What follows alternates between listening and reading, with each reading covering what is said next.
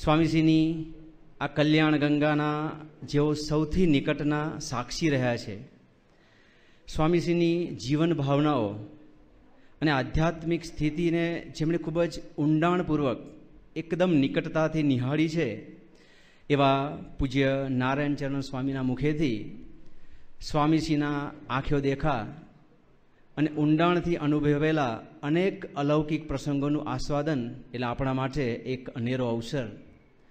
તો આવો વિનવ્ય પૂજ્ય નારાયણ ચરણ સ્વામીને કે પોતાના મનનીય વક્તવ્ય દ્વારા પૂજ્ય સ્વામીજીના દિવ્ય ચરિત્રનું આપણને રસપાન કરાવે પૂજ્ય નારાયણ ચરણ સ્વામી.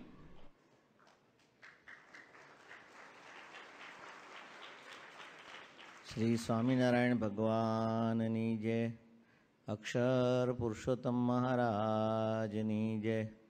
ગુણાતીતાનંદ સ્વામી મહારાજની જય. ભગતજી મહારાજની જય. શાસ્ત્રીજી મહારાજની જય. યોગીજી મહારાજની જય. ગુરુહરિ પ્રમુખ સ્વામી મહારાજની, ગુરુહરિ મહંત સ્વામી મહારાજની, પ્રમુખ સ્વામી મહારાજ શતાબ્દી મહોત્સવની. હમણાં જ મુક્તાનંદ સ્વામીનું કીર્તન આપણે સાંભળ્યું. એ મુક્તાનંદ સ્વામીનો બહુ સુંદર પ્રસંગ છે. જ્યારે ભગવાન સ્વામિનારાયણ ગઢપુરમાં બિરાજમાન હતા તે વખતે મુક્તાનંદ સ્વામીએ શ્રીજી મહારાજને એક પ્રશ્ન પૂછ્યો કે મહારાજ શાંતિનો ઉપાય બતાવો. મહારાજ સાહજિક રીતે બાળપણમાં જે મંદિરોમાં દર્શને જતા અને જે બાળપણની લીલાનું વર્ણન મહારાજ કરવા માંડ્યા. એટલે મુક્તાનંદ સ્વામીને સહેજ એમ થયું કે મહારાજ આ પ્રશ્ન ભૂલી ગયા લાગે છે, એને થોડો બાયપાસ થઈ ગયું લાગે છે. એટલે ફરી યાદ કર્યું, મહારાજ શાંતિનો ઉપાય બતાવો. એટલે મહારાજે ફરી પાછા એ જ લીલા ચરિત્રો આગળ શરૂ કર્યા અને એ લીલા ચરિત્રો કહેવા લાગ્યા. આમ 2-3 વખત થયું. પછી મહારાજ આની આ જ વાત કરે, પોતાના લીલા ચરિત્રો મહારાજ કહેવા લાગ્યા. પછી મહારાજ કે હવે મુક્તાનંદ સ્વામી તમે ગામડે ફરવા જાઓ. અને મહારાજની આજ્ઞાથી મુક્તાનંદ સ્વામી નીકળી ગયા અને નિત્યાનંદ સ્વામી ત્યાં બિરાજમાન હતા. અને નિત્યાનંદ સ્વામી કીધું મહારાજ આ મુક્તાનંદ સ્વામીને પાછા બોલાવો. એટલે બોલાયા. પછી નિત્યાનંદ સ્વામીએ મુક્તાનંદ સ્વામીને કીધું મહારાજનો અભિપ્રાય આ છે. આમ તો બંને સંતો વિદ્વાન હતા. મુક્તાનંદ સ્વામી સત્સંગમાં મા જેવા હતા. એટલે મુક્તાનંદ સ્વામીને ખ્યાલ તો હતો જ લીલા ચરિત્રમાં શાંતિ છે, પરંતુ એક આપણા માટે એક પ્રસંગ ઊભો કરીને આપણને આ લીલા ચરિત્રોમાં શાંતિ છે એવું એમને બતાવ્યું. જ્યારે શ્રીજી મહારાજ આવી રીતે લીલા ચરિત્રો ઘણા બધા કહેતા, તો આ જ સંતોએ એ ચરિત્રો લખી લીધા છે અને એમાંથી ઘણા બધા પુસ્તકો આપણે વાંચીએ છીએ. એવી જ રીતે આપણા જીવનની અંદર જેને જે સ્વરૂપ મળ્યું હોય, પ્રત્યક્ષપણે જે સ્વરૂપનો લાભ લીધો હોય, એ સ્વરૂપની સુવર્ણ વધારે થાય. જે પ્રસંગો સાંભળીએ અને એનું જો આપણને સ્મૃતિ કરીએ તો સહેજે સહેજે સ્મૃતિ થતી હોય છે. શાસ્ત્રી મહારાજના વખતમાં જેને જેને લાભ લીધો હોય એ શાસ્ત્રી મહારાજની સ્મૃતિ કરે, એમાં વિશેષ સ્મૃતિ થાય. યોગી બાપાના સમયમાં જેને યોગી બાપાનો લાભ લીધો હોય એમને પણ એ પ્રસંગની સ્મૃતિ સહેજે થાય. પ્રમુખ સ્વામી મહારાજના વખતમાં જેને જેને પ્રત્યક્ષ પ્રમુખ સ્વામી મહારાજનો લાભ લીધો હોય એ પ્રસંગોની સહેજે સ્મૃતિ થાય. અને મોહન સ્વામી મહારાજ સાથેના પણ જેને પ્રત્યક્ષ પ્રસંગો માણ્યા હોય તો એમને પણ એ પ્રસંગોની સહેજે સ્મૃતિ થાય. સ્વરૂપ એક છે, પરંતુ જેને પ્રત્યક્ષ લાભ જે સમયે લીધો હોય એની વિશેષ સ્મૃતિ થતી હોય છે. તો આપણા જીવનની અંદર અહીં બેઠેલા તમામને આજે આપણને 45 વર્ષથી જે બાપાનો જે પ્રત્યક્ષ લાભ લીધેલો છે એની થોડીક આપણે સ્મૃતિ કરીશું. કારણ કે સ્વામીશ્રીના જીવનમાં આવા લીલા ચરિત્રો આપણે ઘણા બધા આપણે સાંભળતા હોય છે, પણ એ લીલા ચરિત્રો, એમના દિવ્ય ચરિત્રો, એમાં એની સાથે સાથે એમના ગુણોનું પણ દર્શન થાય. જેટલા ચરિત્રો સંભાળીએ તો એમાં સ્વામીશ્રીનો મહિમા પણ સમજાય છે ચરિત્રોમાં, અને સાથે સાથે સ્વામીશ્રીની રુચિ પણ ખબર પડે છે આવા પ્રસંગો સાંભળવાથી.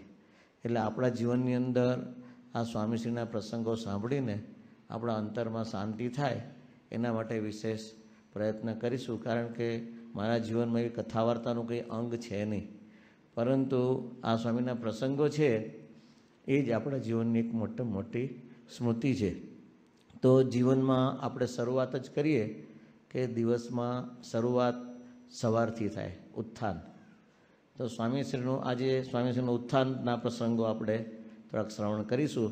થોડી દિનચર્યા વિશે આપણે વિશેષ તો ઘણું બધું થશે, પણ જેટલું થાય સમય પ્રમાણે એટલું આપણે સ્વામીના ઉત્થાનથી શરૂઆત કરશું. શરૂઆતના સમયમાં જ્યારે સ્વામીશ્રી ગાદી પર આવ્યા તે વખતે જે યોગી બાપાની રીત હતી એ જ રીત એમને ચાલુ રાખેલી. સવારના 6 વાગે સ્વામી ઉઠે, પછી જેમ યોગી બાપાના બધા યુવકો બધા પગ દબાવવા જતા, સેવા કરવા જતા, સ્નાન કરાવવા જતા, એ જ રીત સ્વામીએ ચાલુ રાખેલી. અને સવારે 6 વાગે સ્વામી જાગે પછી પહેલું સ્વામીના મોઢામાંથી જે ઉદ્ગાર નીકળે એ આ તો મહારાજ સ્વામી સ્વામી સ્વામી એમ કરીને સ્વામી જ્યારે સવારે ઉઠે ત્યારે આ પહેલાં જ શબ્દો મુખારણમાંથી આ આપણને સાંભળવા મળતા.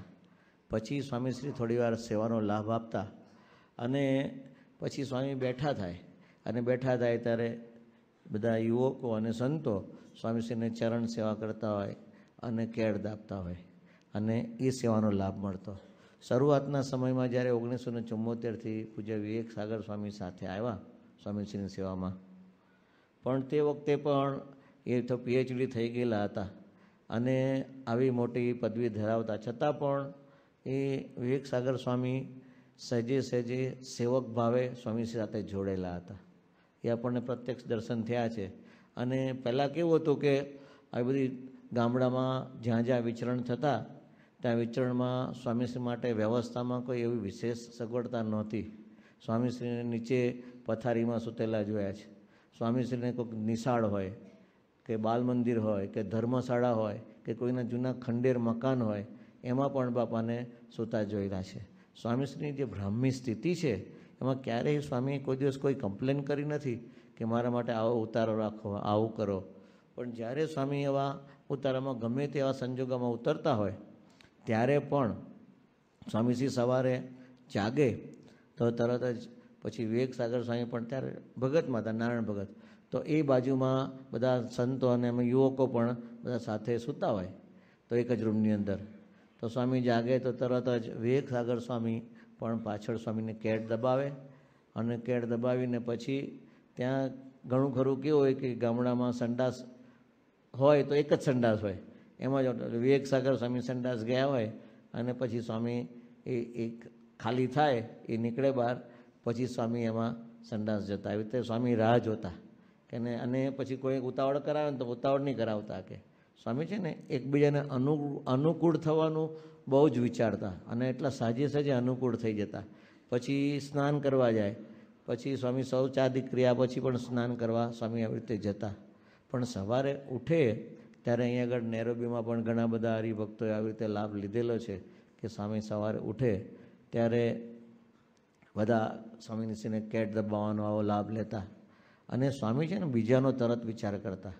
આપણે 1988માં બાપા અહીં પધારેલા ત્યારે બધા હરિભક્તોના ઘરે સ્વામીનો ઉતારો હતો. દિવસ દરમિયાન સ્વામી મંદિરમાં રહેતા પણ રાત્રે બધા હરિભક્તોને ઘરે ઉતારો જતા. હવે કિરણભાઈને ઘરે ઉતારો હતો તેમને જકુઝીને બધું જ હતું.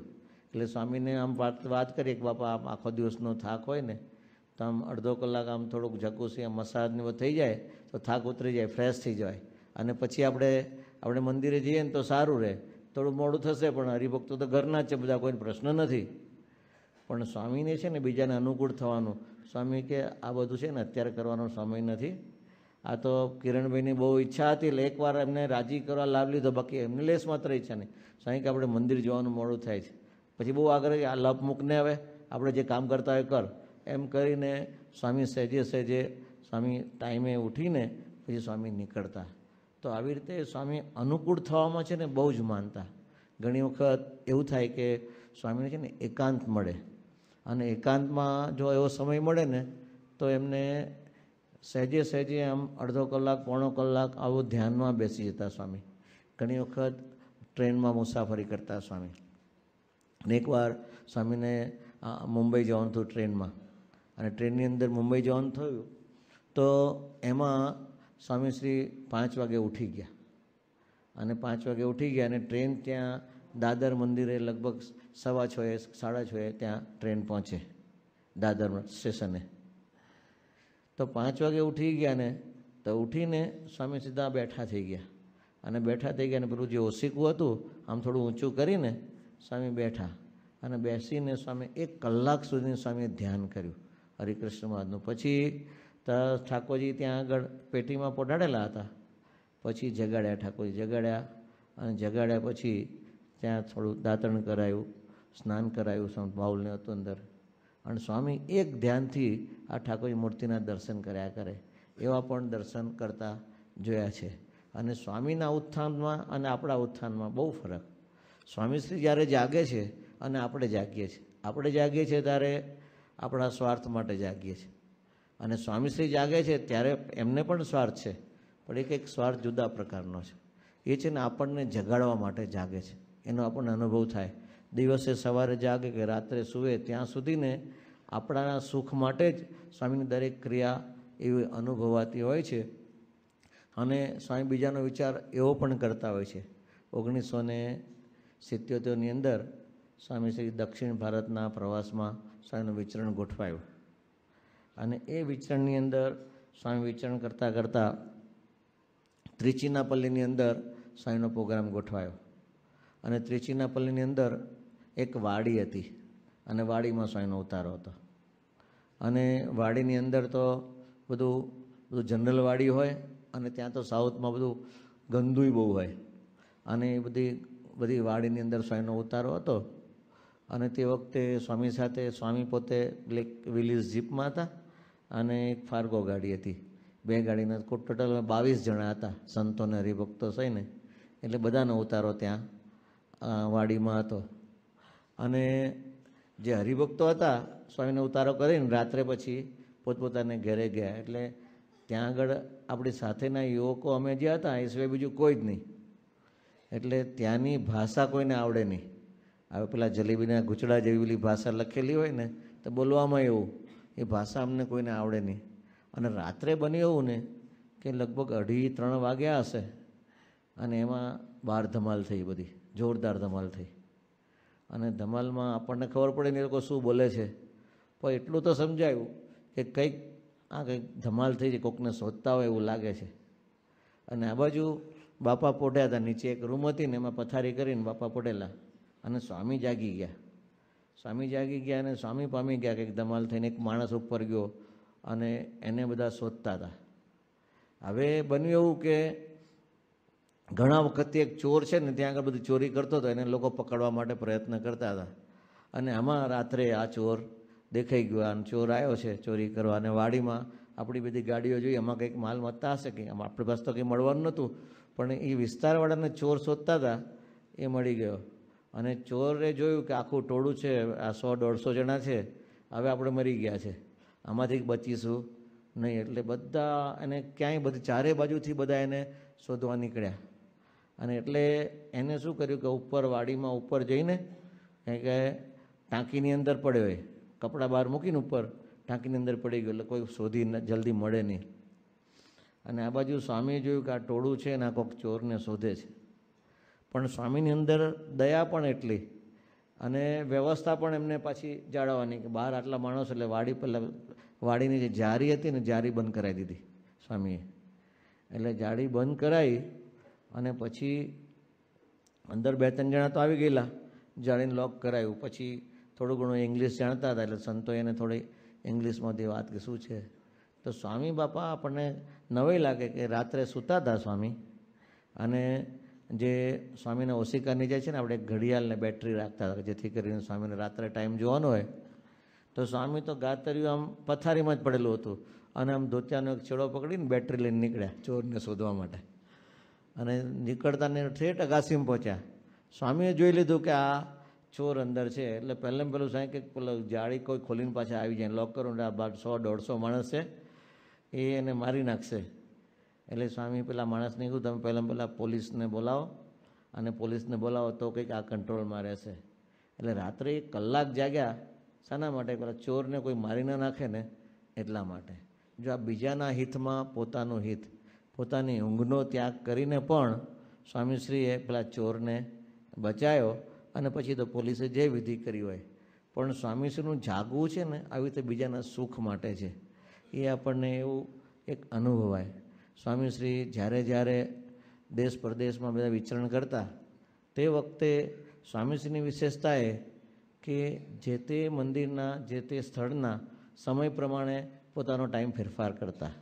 ઘણીવાર અહીં લંડનમાં હોય કે પછી નેરોબીમાં હોય કે પછી ન્યુયોર્કમાં હોય, ત્યાં આગળ હરિભક્તોના ઘર કેટલા દૂર છે એ જોઈ લે. એ પ્રમાણે પાછો ઉઠે સ્વામી. ત્યાં અડધી અડધો કલાક મંદિરે જવાનું છે, 7:30 પૂજાનો ટાઈમ છે, તો 7 વાગે આપણે ત્યાંથી નીકળી જવાનું. એ પ્રમાણે પોતે અડધો કલાક વહેલા જાગીને પણ આ ટાઈમ બધાનો સાચવે. પછી લોકોને ઓફિસમાં જવાનું એ બધો વિચાર કરીને સ્વામી આવી રીતે કરતા. એટલે સ્વામી જ્યારે પણ આવા દરેક પ્રોગ્રામ હોય, ક્યારેક સમય ઉત્સવ હોય તો યજ્ઞ હોય કે વહેલું ઉઠવાનું, તો એ વખતે વહેલા ઉઠાડી દે. અને ઘણી વખત એવું થાય કે વહેલા ઉઠાડવા હોય પણ સંજોગો એવા આવી જાય ને તમે ન ઉઠાડી શકીએ, ત્યારે પણ પુણ્ય પ્રકોપ પણ ધારણ કરે. એવા પણ ઘણા બધા પ્રસંગોએ આપણને લાભ મળ્યો છે. 1986માં સાંઈ બાપા બોચાસણમાં હતા, અને બોચાસણમાં આ ગ્રહણ હતું, ચંદ્રગ્રહણનો ઉત્સવ હતો, અને આખી રાત લગભગ 4 કલાકનું ગ્રહણ હતું. એટલે 12 થી 4. અને ગ્રહણમાં સ્વામી છે ને કોઈ દિવસ 1 મિનિટ મોડા નથી પડ્યા. એ ગ્રહણનો બહુ ખટકો રાખે, અને 5 મિનિટ વહેલા આવી જાય, અને ગ્રહણ પતી જાય પછી ધૂન કરાવે, અને 5 મિનિટ મોડા જાય. અને રૂમમાંથી જ્યારે સ્વામી નીકળે તે વખતે અંદર કાર્પેટ હોય, પડદા હોય, એ બધું સ્વામી પહેલેથી જ વાઇન્ડ અપ કરાવી લે. કાર્પેટ હોય તો રોલ કરીને એક બાજુ મૂકી દે, અને પડદા ખોલી નાખવાના, અને ક્યાંય અડવાનું નહીં. અને જ્યારે પાછા આવે તો વસ્ત્ર સહિત સ્નાન કરવાનું. આ બધો જ ખટકો છે ને બહુ રાખે.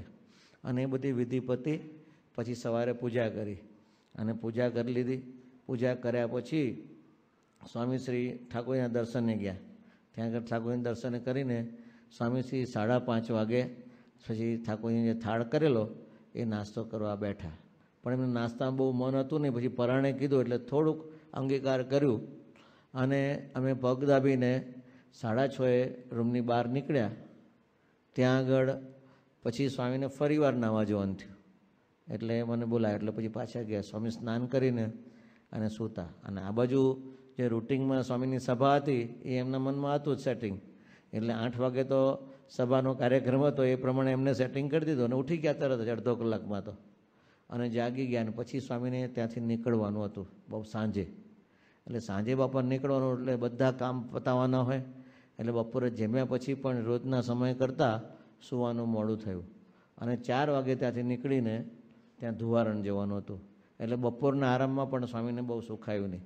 એટલે બાપાને જો બપોરનો ટાઈમનો સેટ ના થયો હોય એટલે અમારે તો કંઈ મેળ પડે જ નહીં. વાઇન્ડ અપ કરવાનું, પેકિંગ કરવાનું. એટલે રાતનો ઉજાગરો અને દિવસનો ઉજાગરો. અને આ બાજુ ધુવારણમાં બીજે દિવસે પ્રતિષ્ઠા. ત્યાં જઈને નગરયાત્રાને બધું થઈ ગયું, યજ્ઞ બધું પત્યો.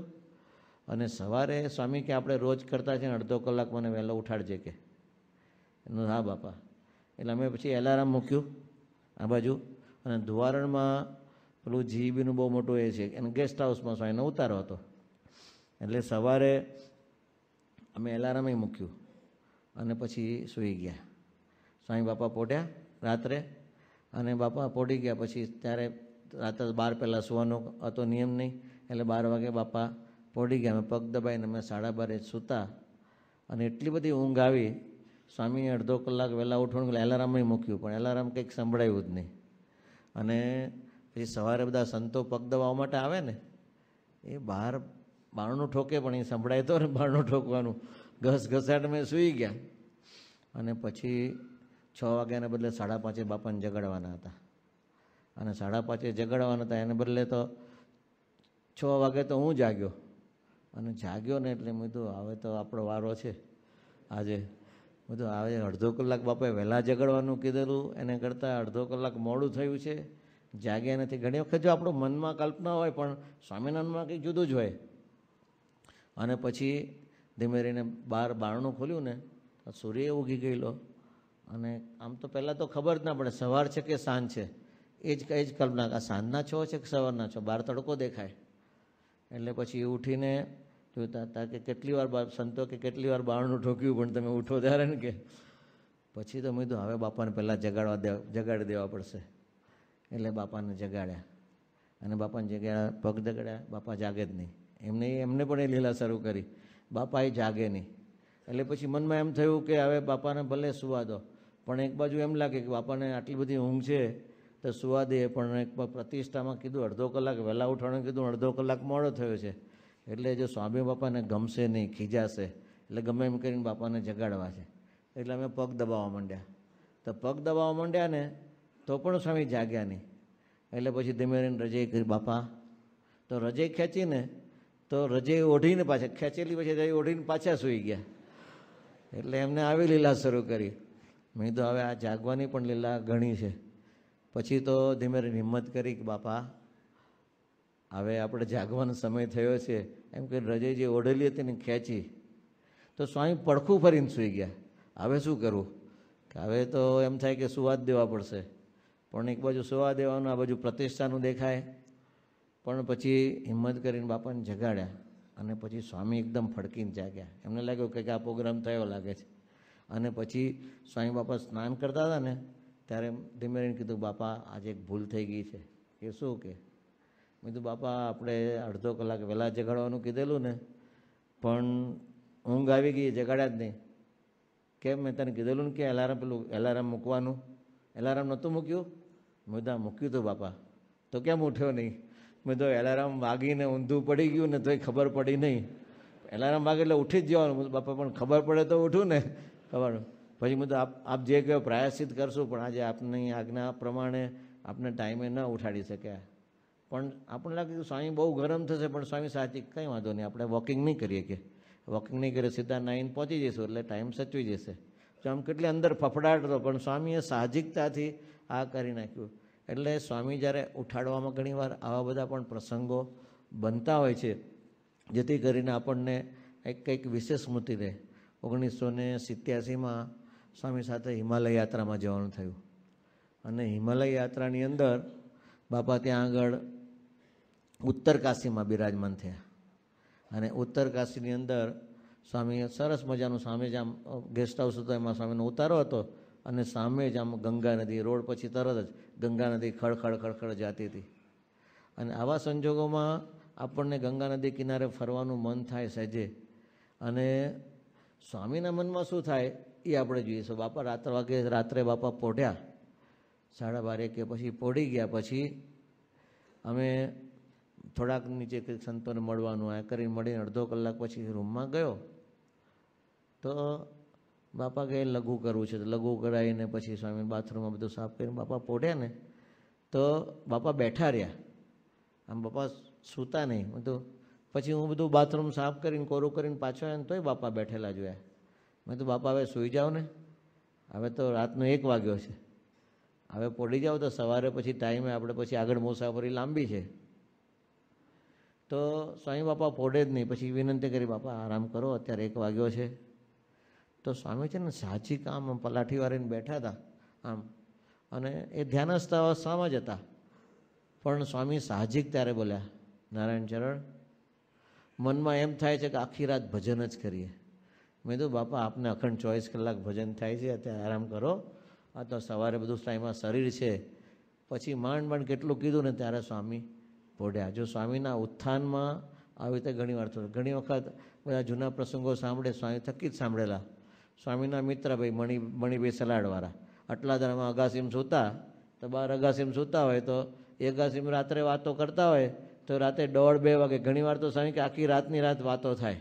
આ સત્સંગની બધી વાતો ચડી જાય તો એવી રીતે પણ વાતો થાય.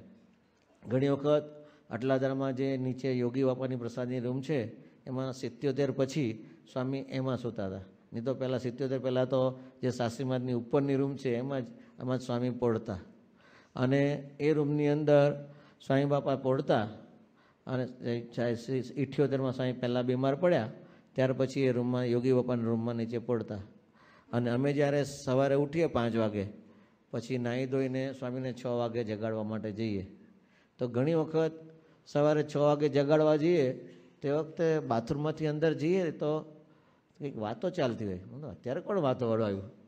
તો સ્વામીના પાસે જૂના મિત્ર ચતુર્ભુજ સ્વામી, એ ચતુર્ભુજ આવી ગયા હોય રૂમમાં અને 2 જણા વાતો કરતા હોય. એટલે આવા પણ પ્રસંગો આપણે ઘણીવાર જોયેલા છે. એટલે સ્વામી બાપા જ્યારે આ સવારે જાગે તે વખતે ધીરે ધીરે તબક્કાવાર ઘણા બધા ફેરફાર થતા ગયા. પણ આ જે સ્વામી સેવાનો લાભ આપતા અને સ્વામી આવા દિવ્ય પ્રસંગો ઘણીવાર ઊભા કરતા અને આવી બધી સ્મૃતિ આપતા, તો એને કારણે સ્વામી બાપાના જીવનમાં આપણને ખબર પડે કે સ્વામી જાગીને પણ બીજાનો વિચાર કરતા હોય છે. ઘણીવાર અમદાવાદમાં એકવાર સ્વામી હરિજયંતિનો ઉત્સવ કરતા. ત્યાં અમદાવાદના ઉત્સવ 2 હંમેશા, કારતક સુદ એકાદશી એ નિર્જળા ઉપવાસ અને હરિજયંતિ એ નિર્જળા ઉપવાસ, બંને નિર્જળા ઉપવાસ આવતા. અને એ વખતે બાપા તો ત્યાં મંદિરની પાછળ જે શાસ્ત્રી મહારાજની મૂર્તિ છે ત્યાં આગળ પહેલાં એક બંગલો હતો અને બંગલામાં જ નીચે જે યોગી બાપા ઉતરતા એ રૂમમાં ઉતરતા. અને એ રૂમની વિશેષતા એમાં કોઈ ક્રોસ વેન્ટિલેશન નહીં, એક બારણું અને એક બારી ખૂણામાંથી, અને ત્યારે એસી નહોતા. એટલે એને અમદાવાદમાં જે મિલો હતી અને મિલોને કારણે, કાપડની મિલોને ધુમાડાને કારણે ઉનાળામાં એક તો ગરમી અને મિલોની ગરમી, સખત ગરમી લાગે. નિર્જળા ઉપવાસ આખો દિવસ સ્વામી પધરામણી ગયા હોય અને પધરામણી ગઈને સભામાં પછી 2 કલાક બોલવાનું. સવારે સ્વામી વચનાથનું નિરૂપણ કરે, એ પણ 2 કલાક નિરૂપણ ચાલે. અને પછી સાંજે પણ સ્વામી આ સભામાં મોડે સુધી સૂએ અને પછી રાત્રે સુવા જાય તો આ તો રૂમ ગરમ લાય જેવી રૂમ હોય, પણ સ્વામી રૂમની અંદર સૂતા. પછી અમે સ્વામીને ઘણીવાર વાત કરીએ કે બાપા હવે આટલી બધી ઊંઘ નથી આવતી, તો વહેલા ઉઠીને આપણે પારણા કરી લઈએ. તો સ્વામી કે ના, કે આપણે વહેલા ઉઠીએ અને પારણા હરિભક્તો એના સમય આવે અને એને એમ થાય કે બાપાના દર્શન ન થયા, પૂજાના દર્શન ન થયા, એને દુઃખ થાય ને, કે હરિભક્તોને દુઃખ ન થાય એના માટે સ્વામીને ઊંઘ ન આવતી હોય, ગરમી લાગતી હોય તો પણ સ્વામી ત્યાં પડ્યા રહેતા. અને પછી જે રોજનો સમય હોય એ સમયે જ આ જાગે. તો આવી રીતે સ્વામીએ જે પોતે સૂત્ર આપેલું કે બીજાના સુખમાં આપણું સુખ, તો બીજાના સુખ માટે પોતાને ગમે એટલું કષ્ટ પડે એ સહન કરીને પણ સ્વામી નિયત સમયે ઉઠતા. આવી રીતે સ્વામીશ્રીના ઉત્થાનના ઘણા બધા પ્રસંગો છે. તો એ પ્રસંગોની આપણે સ્મૃતિ કરતાં કરતાં આવતીકાલે ઉત્થાનને પછી સ્નાનના પ્રસંગો લેશું. પણ આજે ઉત્થાનના પ્રસંગો આપણે સ્મરણ કરતાં કરતાં આપણા જીવનની અંદર સ્વામીશ્રીના જીવનમાં બીજાને જે અનુરૂપ થવાનું, અનુકૂળ થવાનું જે જીવન ભાવના છે એ આપણા જીવનની અંદર આવે. અને એ જ સ્વામીશ્રીએ આજે કેટલો સરસ લાભ આપ્યો છે કે આવા પ્રસંગો આપણે સ્મૃતિ કરીએ છીએ. પણ એ પ્રસંગોની સ્મૃતિ આજે આપણે ગુરુ હરિપ્રમુખ સ્વામી મહારાજના જે ચરિત્રો સાંભળીને કરી છે. તો આજે ગુરુ હરિમોહન સાંઈના ચરણોમાં પ્રાર્થના કરીએ કે આપણા જીવનની અંદર સાંઈ બાપાની જે સ્મૃતિ છે એ સ્મૃતિ વિશેષને વિશેષ કંડારાયેલી રહે અને એમના દ્વારા આપણને શાંતિની અનુભૂતિ થાય. એ જ આજના દિવસે પ્રાર્થના. શ્રી સ્વામિનારાયણ ભગવાનની જય.